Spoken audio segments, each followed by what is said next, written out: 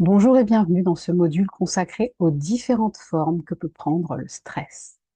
Nous allons explorer ensemble, à une échelle progressive, le stress aigu ponctuel à des formes plus graves comme le burn-out ou la dépression.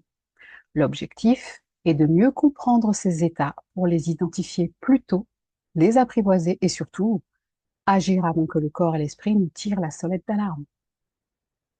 Le stress aigu, c'est celui que vous ressentez avant un examen, une prise de parole ou un imprévu.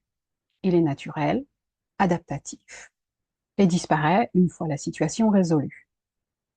Signes, des tensions musculaires, des palpitations, une vigilance accrue. Important, il n'est pas nuisible à court terme, tant qu'il ne devient pas permanent. La deuxième étape, c'est le stress chronique. Quand le stress devient récurrent, quotidien, sans répit, il s'ancre. On parle alors de stress chronique. Il provoque de la fatigue constante, de l'irritabilité, des douleurs, des troubles du sommeil ou de la digestion. Les risques, une usure progressive du corps et de l'équilibre psychique. La troisième étape, c'est le surmenage. Le surmenage, c'est le trop-plein.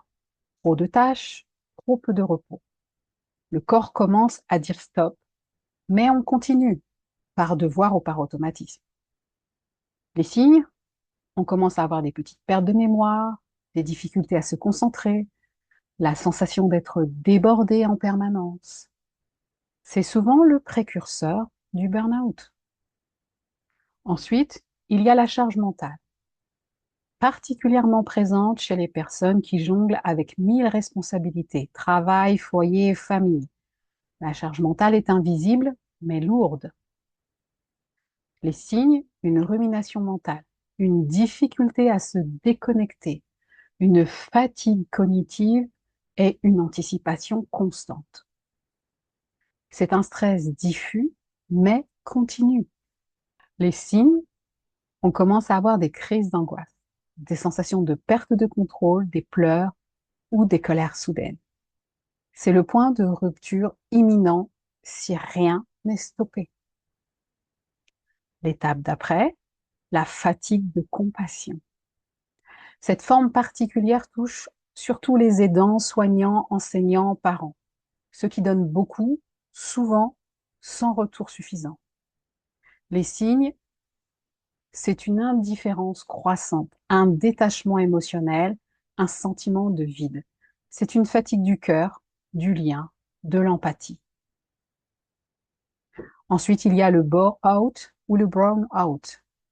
Le bore-out est lié à l'ennui profond, à l'inutilité ressentie au travail. Le brown-out, c'est la perte de sens, l'incompréhension de ce qu'on fait. Cela entraîne de la démotivation, de la tristesse, de l'isolement.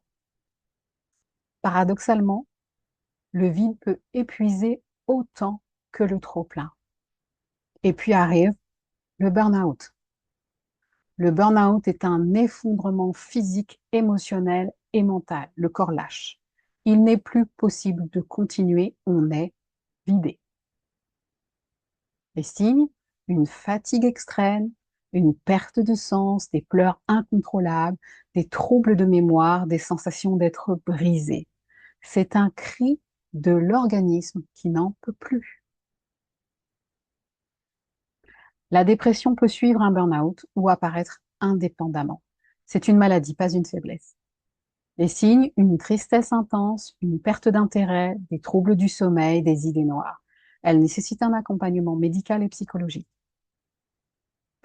Le trouble de stress post-traumatique, le TSPT, survient après un événement traumatique.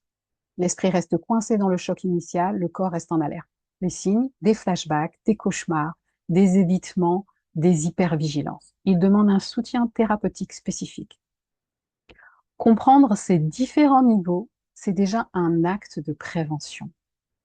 Notre programme de relaxation vous propose de ralentir, d'écouter votre corps, de reprendre contact avec vos besoins profonds.